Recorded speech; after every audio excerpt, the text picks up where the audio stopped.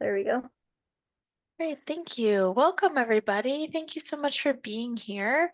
My name is Katie Boyd. I am the program manager for the CLEAN project, which is a climate education project. We are funded by NOAA and housed at CERES Education and Outreach. CERES is one of NOAA's cooperative institutes, which stands for the Cooperative Institute for Research in Environmental Sciences, which is based at the University of Colorado in the Boulder area. I use she, her pronouns and want to acknowledge that I am on the traditional lands of the Cheyenne, Arapaho, and Ute. And today I'll be talking to you about CLEAN, which stands for the Climate Literacy and Energy Awareness Network.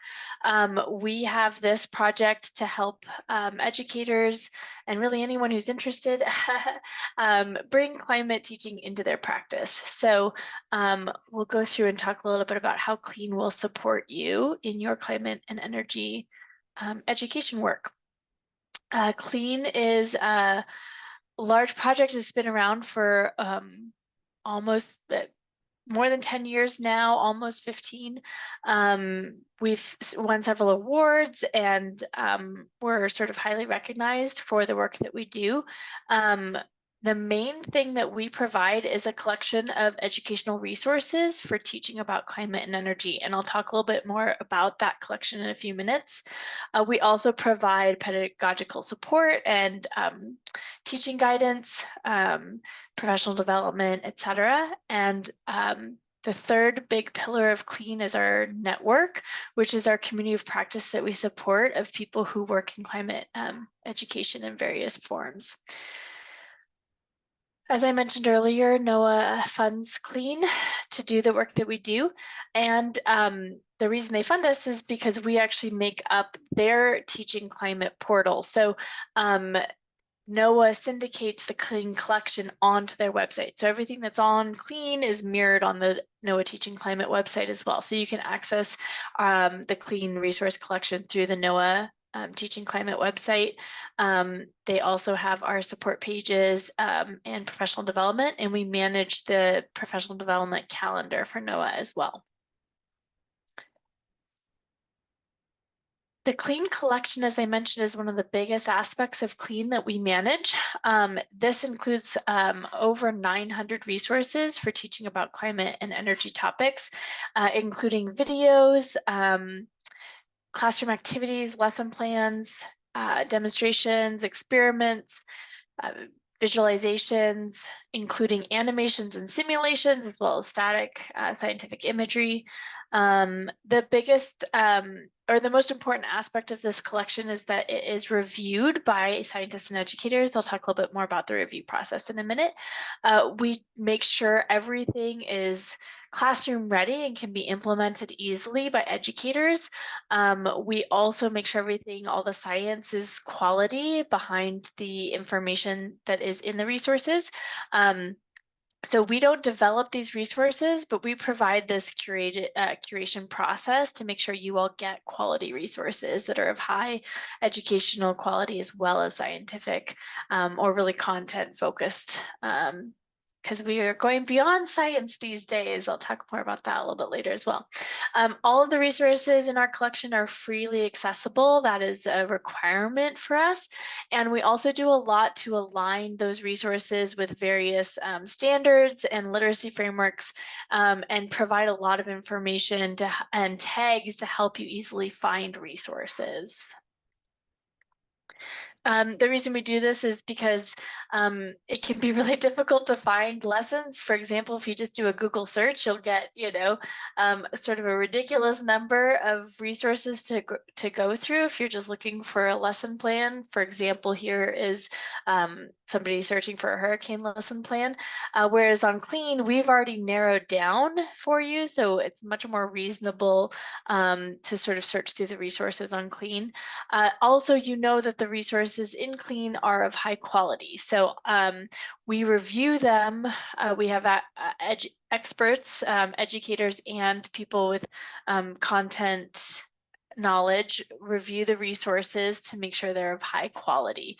So everything you find in Clean, you'll know is good, whereas if you're just searching in general on the internet, it can be hard to disentangle some of the dis and misinformation that's out there, especially around climate change, since it can be sort of a polarizing topic for folks. Here is our review process. You don't need to understand all the different steps in this process, but I do like to point out we have our sort of triage where we as a Clean team go through resources, they get submitted to us. We also search through a lot of different developers' websites and people that we know and trust for resources, and find resources through many different sort of methods.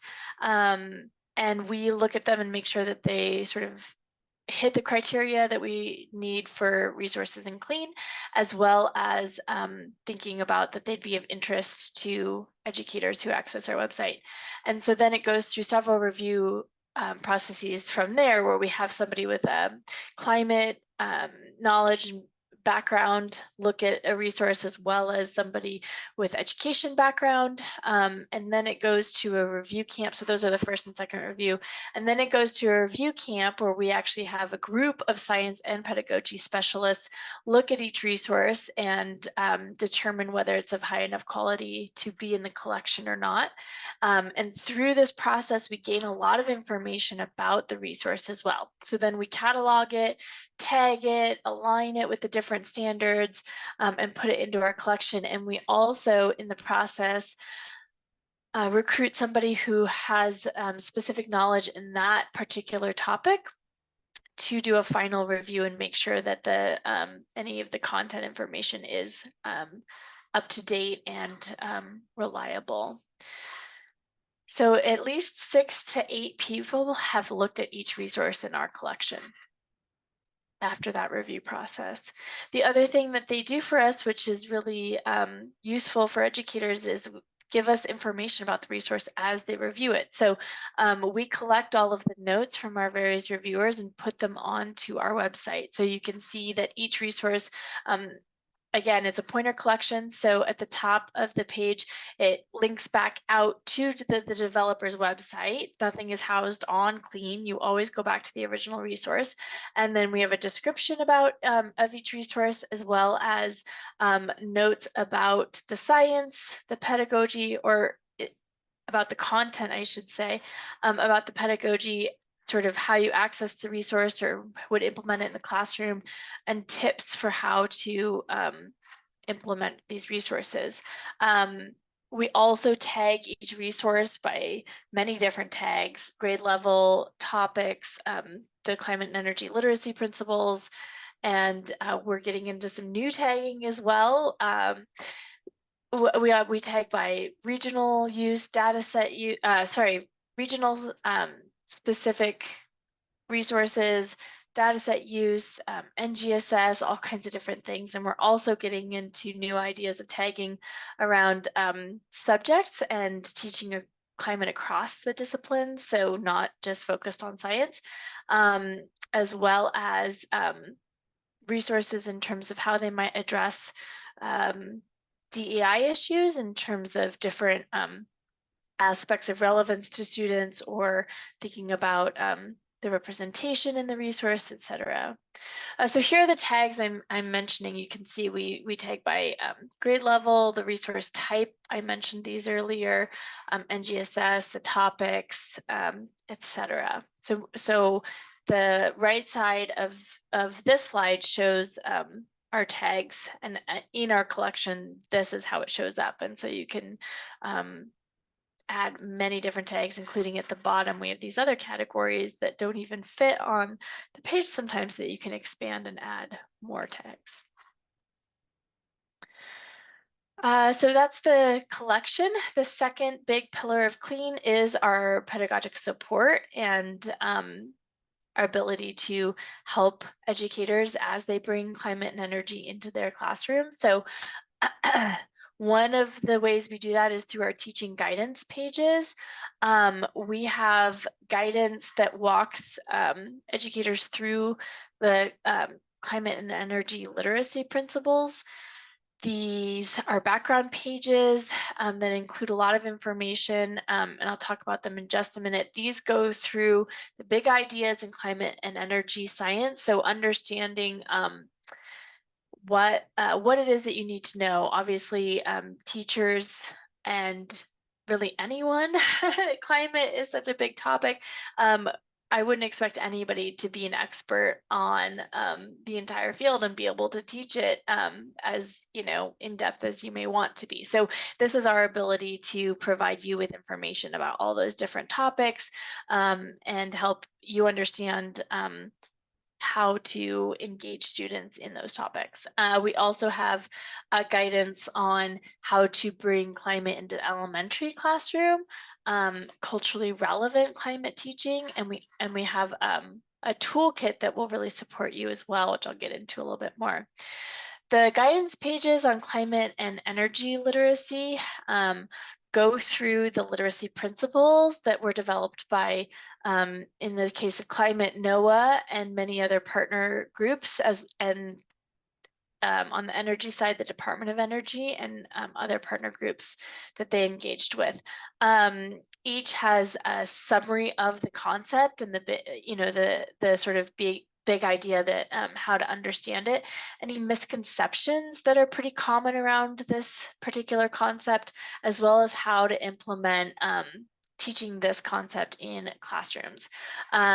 So it addresses many challenges you may experience in the classroom. They also, each page we've translated into Spanish, and we have quizzes at the end of all of the pages to help you test your knowledge that you can also use for students or for yourself. We also have links to clean resources in the collection that might help you teach this topic. And for the climate literacy principles, we have videos of each principle as well. So that is sometimes a nice tool that you can use in the classroom as well. In our toolbox, we also provide a lot of other support. So we have curriculum guides for how you can use clean resources to build units, and specifically addressing next generation science standards and their sort of 3D learning. How do you implement full teaching units using clean resources, several different sort of templates for doing that. We have resources for teaching about the National Climate Assessment, and actually there's a new National Climate Assessment coming out very soon, and we are working on, once that's out, we will work on updating those as well. We have pages for managing the controversial aspects of climate change. How do you handle it when you think there might be pushback from students or parents or administrators? We also have pages for addressing mental health aspects of climate change and how do you support students in that, and some activities to engage in mental health positive types of work with students. We have a educator newsletter that goes out every month that connects clean to sort of current happenings and things that you might be interested in. And we also do these professional development webinars. We, in the past, have typically offered 4 webinars per semester.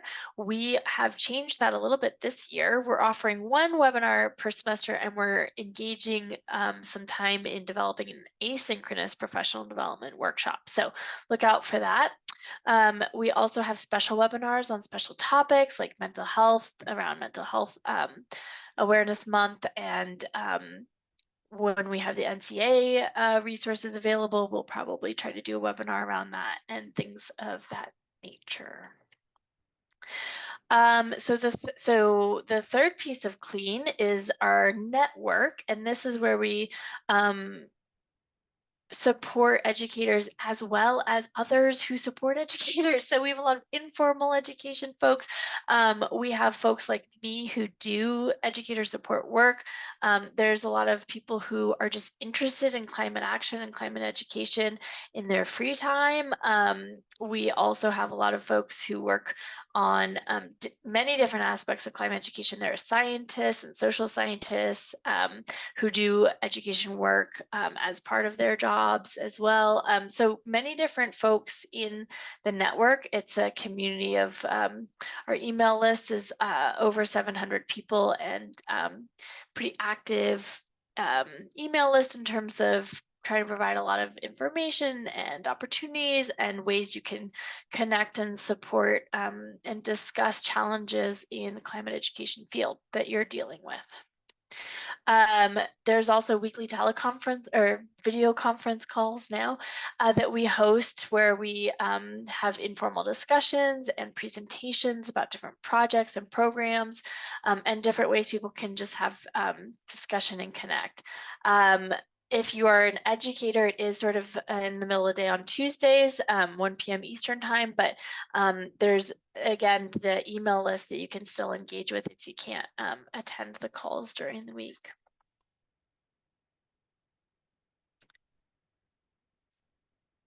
And if you want to join the Clean Network, you can always click on our Get Involved link at the top of our page.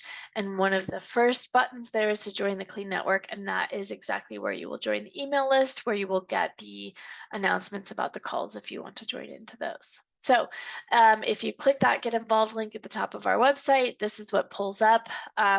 You can join the network, you can sign up for our newsletter, you can suggest resources if there's one that you think should be in Clean that isn't. You can attend our professional development, and follow us on social media. And another big piece of this is if you want to be involved with Clean, if you're familiar with Clean and you want to join our Teacher Ambassador program, we have funding to support others to help spread the word about Clean to other educators. And as well as trying to provide support for you all to enhance your climate teaching. So we have regular meetings during like once or twice a school year, trying to connect you with a scientist or another professional development opportunity, and trying to support you if you want to attend a conference and present about Clean. We have funding to pay for registration for local conferences and things like that. So if you're interested in that program, you can sign up. We also have, if you're interested in helping us review resources, that's another thing that you can sign up for as well. If you feel like that would be of interest to you, we do have some funds to pay for parts of that review process. In the future, what's coming up for Clean? As I mentioned, we're not doing quite as many webinars this year as we typically do, but we are going to host a few more this year. So we'll have our introduction to how do you really get into teaching climate and energy, and kind of walking you through some of the guidance that was in those pages I mentioned. We do a webinar about that. We'll have that in the spring, probably either in February or March. We'll still have our special webinars this year. We often do those towards the end of the school year in April or May, depending on kind of when our NCA resources are available. And May is a good time for mental health resources. So we're thinking about those for the spring. And then our asynchronous professional development workshop should be coming out, and that will cover some information in this webinar as well as information in the Teaching Climate and Energy webinar. And that will come out, and there's opportunities for getting professional development certification for that, as well as today. If you attended today and you want to get certification, I can always provide that. Usually we have our whole series you can engage in. This is only a half hour of time, but I can still send you a letter that would sort of verify that you engaged in this half hour of professional development time. If you're interested, you can send us an email after the webinar, clean@colorado.edu, and we can provide that. The PD workshop, though, the asynchronous one, should be coming out in, I think we're hoping to finalize it in spring, but really advertise it more widely next fall. So if you're interested in that, please keep track of our various communication channels I mentioned earlier. So that's all the information I have today. I'm just going to exit my full screen so I can check on the chat and folks, and please let me know if there's any questions.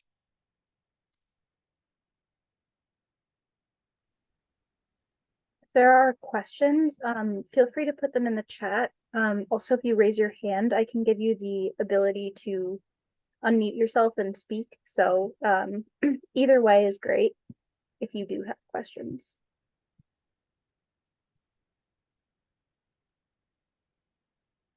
This is so great. I love some of the comments in the question. I just want to, Lisa, thank you for mentioning the NGSS alignment. Yes, that was a huge undertaking. We actually were involved. I wasn't part of CLEAN at the time, but CLEAN was involved in the development of NGSS and ensuring that climate was a central part of that. And so I didn't get into it too much today, but under our collection, if you go to the CLEAN collection, on the left navigation, you'll see also that there's CLEAN and NGSS. We have a whole section of our website about how you can search CLEAN for NGSS aligned resources in specific ways. There's 3 different ways you can actually do it, which is just using the tags, as I mentioned today. But we also have we have a whole table that lists the climate relevant NGSS standards. And so you can find the standard you're specifically looking for and then click and it will take you specifically to a search on that particular standard. And then we also have, if you're unsure what standards even address climate and energy topics, we have a little, the third way you can get into it is we have a sort of a little informatic table diagram where you can actually click through and say, oh, I'm interested in climate science or climate solutions or these different aspects of climate, and then like what grade level band, and then it'll sort of tell you the different NGSS that align with your interests in that, and then from there you can search for clean resources.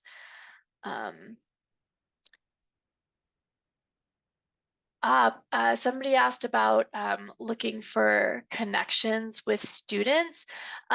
So CLEAN itself doesn't have scientists that are like on our specific, what do you call it?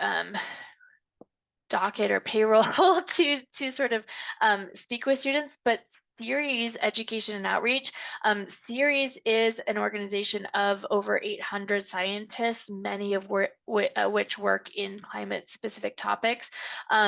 Gina, do you mind putting the link for the CERES Outreach email? So we're housed under CERES, and CERES Education Outreach works a lot to connect educators and students with scientists. So they'd be a great resource for trying to connect with students or connect with scientists and thinking about that. I will also mention, I just happen to know about there's, is it Ask a Scientist? There are some programs out there that do that specifically, connecting students and teachers in classrooms with scientists. I can double check it with my brain when I'm not otherwise trying to speak about other things, and send that information out if you're interested. I think Ask a Scientist. No, is it? There is the program I'm thinking of specifically. I will think of it and put it in the chat. Beth has her hand raised as well, and she's a colleague at CERES.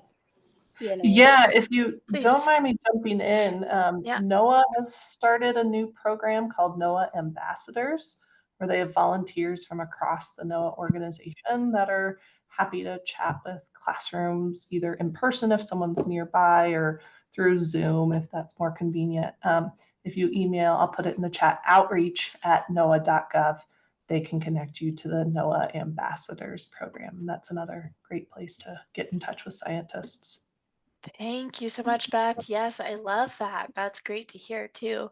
And thank you for jumping in and saying that. I have a question from Peter about connecting with teachers who run environmental clubs in the sort of secondary level. Again, that is really something that you might be able to find if you tap into our CLEAN network. So if you sign up for the email list, you can send an email out to the CLEAN network and ask that specific question. And it is a large network of people who are connected to many different school and district networks. So if you send an email out trying to connect, that is a place where you may be able to find other people who are doing similar things that you can see if you can collaborate with them.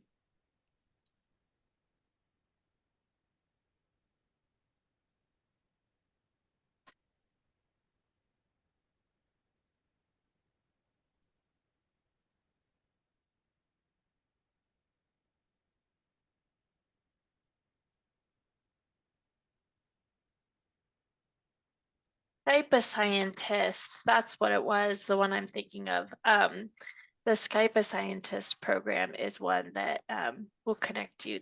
That is like their whole thing, that they will connect you with a scientist. But Beth's program with NOAA, specifically connecting with NOAA scientists, is also an awesome resource. Thank you for putting that in there, Beth. And I will say that NOAA is probably more specifically looking to connect you with climate scientists.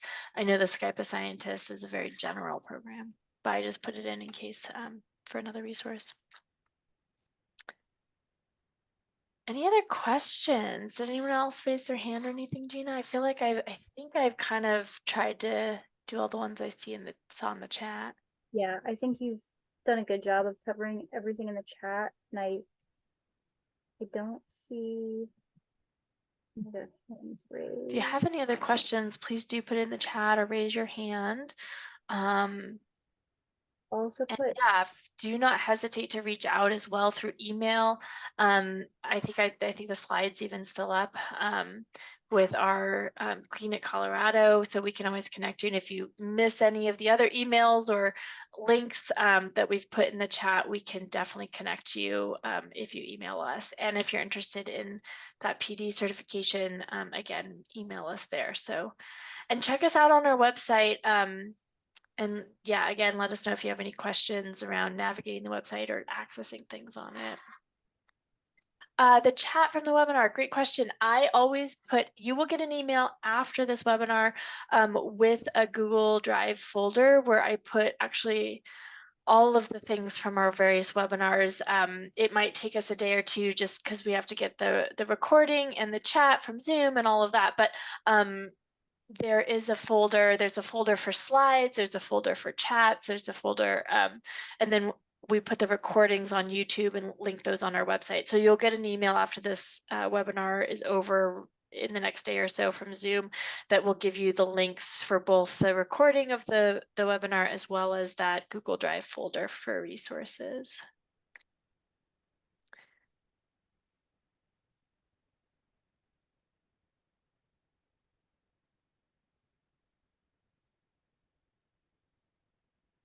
And I think Gina's been putting in various links. There's the Clean homepage link, and then Clean put in Gina is Clean on this chat, and I think she also put in a link to the network and things of that nature. But again, if for some reason we missed anything or you miss anything from the chat, we can always point that to you if you email us as well. yeah, I'll put there's the email one more time in the chat. It's just clean@colorado.edu. Yeah, and we are always happy to talk to people about Clean. We think it's a great resource. We try to put it out there to support educators. And so we also do, we can do shorter or longer introductions than this. If you want us to do another presentation for anybody, educator workshop or anything like that in your area, we can always work that out as well. So please just email us. Well, we're at 4:30. I did schedule this for 30 minutes. So, and I don't see more questions coming in. I will stay on for a minute or two in case other questions do come in. But otherwise, I will just say thank you all so much for being here and joining us today. And please reach out if you have any other questions. Somebody asked, can it be converted to Spanish? I will mention that we actually have a lot of our pages on Clean translated to Spanish. I don't know exactly what you were referencing, Gladys, in terms of what you want to convert it to Spanish in that question, but a lot of our pages on the teaching guidance side of Clean have been translated into Spanish, and we are continuing to do that work. The resources in the collection are not always translated in Spanish. In some cases, they may be. There might be YouTube where you can get the translations, etc. But we don't control the resources themselves, so we can't guarantee that they all have that. But on our pages, we have been working on that and have a lot of the information in Spanish.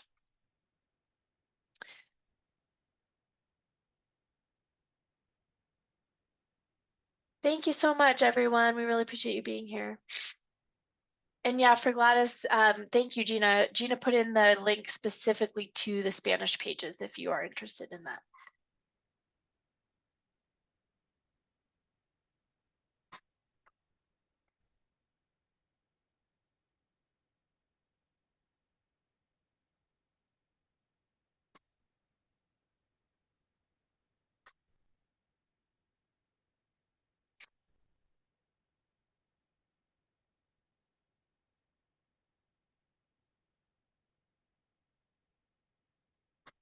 All right, I'm gonna stop the recording, Gina.